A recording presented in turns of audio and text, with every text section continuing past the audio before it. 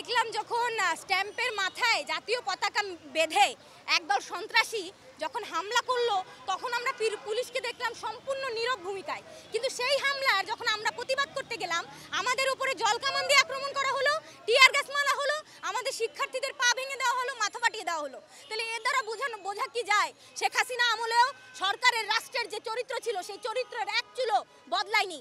এখনো যৌক্তিক দাবিতে তারা টিয়ার গ্যাস মারে, যৌক্তিক দাবিতে তারা জলকামান নিয়ে আক্রমণ করে। কিন্তু যারা সত্যিকারের উগ্রবাদী, যারা সত্যিকারের দেশকে অস্থিতিশীল করতে চায়, যারা স্ট্যাম্পের মাথায় জাতীয় পতাকা বেঁধে জাতীয় পতাকার অবমাননা করে সেই স্ট্যাম্প দিয়ে শিক্ষার্থীদের মাথায় আক্রমণ করে এবং সেই শিক্ষার্থীদের মাথায় 12টা সেলাই পড়ে, তাদের বিরুদ্ধে এই সরকার নীরব ভূমিকা পালন করে। কিন্তু যখন রাস্তায় সাধারণ মানুষ সেই হামলার প্রতিবাদ জানিয়ে লড়াই করতে নামে, কথা বলতে নামে, বিচারের দাবিতে, গ্রেফতার করার দাবির কথা বলে, তখন কিন্তু এই পুলিশের আর কোনো ভূমিকা বিপরীত ভূমিকায় আমরা নিতে দেখি। আপনারা জানেন যে আদিবাসীরা কি আমাদের দেশের মানুষ না? তারা কি ক্ষুদ্র নিগোষ্ঠী না আদিবাসী? এই প্রশ্নটা কি একটা গণতান্ত্রিক দেশে ভ্যালিড হতে পারে? তারা তো মানুষ। তাহলে তারা যদি তাদের যৌক্তিক দাবি নিয়ে আসে, সেটা নিয়ে যদি কোনো বিতর্ক থাকে, সেটা নিয়ে আলাপ করার সুযোগ আছে। তারা তাদের কর্মসূচি দিয়েছে, সেই কর্মসূচি পালনের তাদের পূর্ণ স্বাধীনতা এদেশে আছে। সভা সমাবেশ করা আমার সাংবিধানিক অধিকার। তাহলে সেই অধিকার নিয়ে যখন ওরা রাস্তায় নামে তখন আমরা দেখি যে স্ট্যাম্প নিয়ে তাদের উপর আক্রমণ করা হয়। আমরা বলছি ইনক্লুসিভ দেশের কথা, তাহলে ইনক্লুসিভ দেশে সবাই কেন সবার মতটা প্রকাশ করতে পারছে না? এখনো কেন সেই একই অবস্থা, সেই শেখ হাসিনা আমলের অবস্থা এখনো বিদ্যমান আছে? আমরা এটার প্রতিবাদ করি এবং আমরা এটার এই যে আপনাদের কি মনে হয় যে পুলিশ করতে গেলে কি পূর্ব পরিকল্পিত?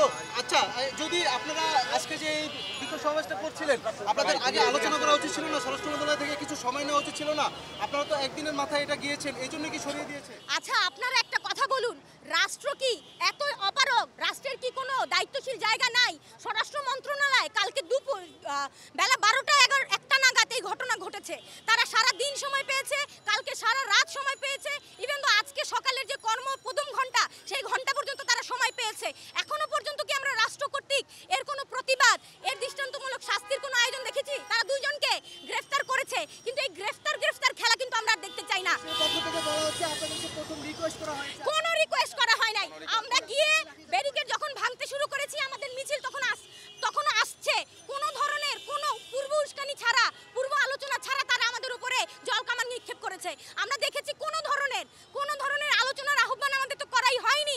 উল্টো আমাদের সাথে অতর্কিতভাবেই কিন্তু তারা জলকামান নিক্ষেপ করেছে, টিয়ার গ্যাস মেরেছে, লাঠি চার্জ করতে শুরু করেছে। ফলে এটা যদি তারা কোনোভাবে বলতে চায় এটা হচ্ছে রাষ্ট্রের সাথে প্রতারণা। এই শিক্ষার্থীরা যারা এখানে ছিল তারা তো জানে যে তারা কি করেছে। কোনো ধরনের পূর্ব উস্কানি ছাড়া, কোনো আলোচনা ছাড়া আমরা কোনো ধরনের উস্কানিও তাদের দেইনি। সাধারণভাবে তারা ব্যারিকেড দিয়েছে, আমরা ব্যারিকেড ভাঙার চেষ্টা করেছি, যে চেষ্টা সাধারণত যে কোনো বিক্ষোভ মিছিলে করা হয়। তাহলে তারা কিভাবে এরকম টিয়ার গ্যাস? বোঝাই যাচ্ছে যে তারা জলকামান নিয়ে প্রস্তুত ছিল। আমরা আসা মাত্রই তারা আমাদের উপর নিক্ষেপ করবে, এটা তাদের পূর্ব পরিকল্পনা ছিল। তাহলে রাষ্ট্রের এরূপ যে ভূমিকা, এই ভূমিকার আমরা তীব্র নিন্দা জানাই। এবং যারা কালকে উগ্রবাদী সংগঠন ছিল তাদের তো বিচার চাই। এর পাশাপাশি যে স্বরাষ্ট্র মন্ত্রণালয় যারা দায়িত্ব পালনে ব্যর্থ হয়েছে, এবং যখন আমরা যৌক্তিক দাবি নিয়ে রাস্তায় এসেছি, তাদের কাছে আমাদের দাবিগুলো পৌঁছে দিতে এসেছি, তখন তারা আমাদের উপর আক্রমণ করেছে। তার জন্য আমরা এই সরকারের কাছ থেকে জবাবদিহিতা চাই এবং স্বরাষ্ট্র মন্ত্রীর পদত্যাগ চাই। আপনারা গতকালকে কোনো প্রতিনিধি পাঠাননি এই বিষয়ে যে আজকে আপনারা যাবেন? আচ্ছা, প্রতিনিধি পাঠানোর তো এখানে ব্যাপার নাই। রাষ্ট্রের কাছে সবকিছু ওপেন। তাহলে বিচার করবেন। তার আসিফ নজরুল তো একা সবকিছু না। এই রাষ্ট্রের তো একটা একটা কি বলে প্রক্রিয়া আছে। তাহলে সেই প্রক্রিয়া অনুযায়ী তো তারা করবে। তাছাড়াও কি আমরা বিচারের দাবিতে রাস্তায় নামতে পারি না? যে কারোই তো এটা অধিকার নাকি বিচারের দাবিতে রাস্তায় নামা? তাহলে ওনাদের সমস্যাটা কি হয়েছিল? আমরা কি গিয়ে সচিবালয়ের সচিবদের গিয়ে ঘেরাও করতাম না? নিশ্চয়ই। তাহলে তাদের এরূপ ভূমিকা কি, কিসের কারণে? এটা আমরা জবাব চাই একদম সুনির্দিষ্ট। আপনাদের পরবর্তী কর্মসূচি কি? আমাদের প্রায় একজনের মাথা ফেটেছে, একজনের পা পুরোপুরি ভেঙে গেছে এবং অনেকের নখ উপড়ে গেছে, তাদের উপরে লাঠিচার্জ করা হয়েছে, নানানভাবে তারা আঘাতপ্রাপ্ত হয়েছে। ফলে আমরা বলছি যে এই যে এতগুলো মানুষকে আঘাত করা হলো, এরও আমরা সুষ্ঠু বিচার চাই। আপনাদের পরবর্তী কর্মসূচি আমরা হয়তো আমাদের অতি শীঘ্রই হয়তো আলোচনা করে আমাদের কর্মসূচি ঘোষণা করা হবে। আমরা রাজু ভাস্কর্যে হয়তো অবস্থান কর্মসূচি করতে পারি, কারণ এখন তো আসলে নতুন পরিস্থিতি তৈরি হলো। আমরা তো আর এক্সপেক্ট করিনি যে এই ধরনের কাজ আসলে পুলিশ করতে পারে। ফলে আমরা আলোচনা সাপেক্ষে আপনাদের দ্রুত সময়ের মধ্যে জানিয়ে দিব আমাদের কর্মসূচিগুলো।